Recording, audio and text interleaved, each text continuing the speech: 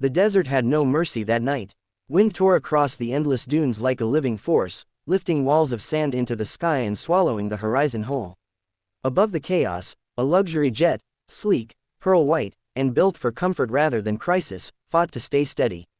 Inside the cabin, soft leather seats and golden accent lights glowed warmly, a sharp contrast to the violent storm outside. The aircraft, a state-of-the-art private jet, had been cruising smoothly just an hour earlier, carrying executives and a family returning from a celebration. Now the engines strained against brutal crosswinds as warning lights flickered across the cockpit panel.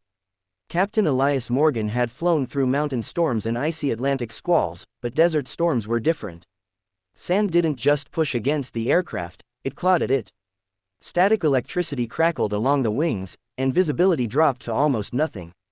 The radar screen showed angry red clouds swirling like a spinning galaxy. A sudden jolt shook the cabin as the right engine coughed, then roared unevenly.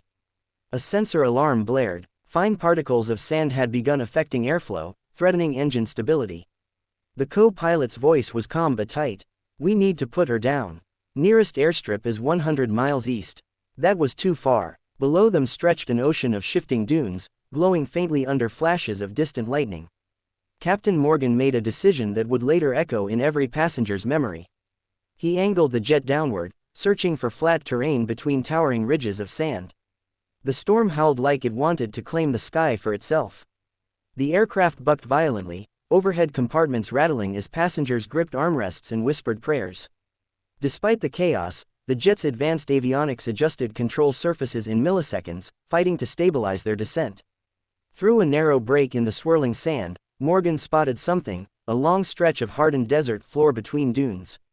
It wasn't a runway, but it was their only chance. "Brace for emergency landing," he announced, his voice steady as stone. The landing gear deployed with a heavy mechanical thud. The ground rushed up faster than seemed possible. The impact was brutal. Sand exploded around the wheels as they struck the desert floor. The jet bounced once, twice, skidding sideways as wind shoved against its fuselage. Engines roared in reverse thrust, spraying sand in violent spirals. For a terrifying second, it felt as if the aircraft would tip and roll into the dunes. But Morgan held the controls firm, guiding the jet straight as it carved a long scar across the desert. Finally, with a shuddering groan, the aircraft slowed and stopped. Silence followed, thick, surreal silence broken only by the fading scream of the storm.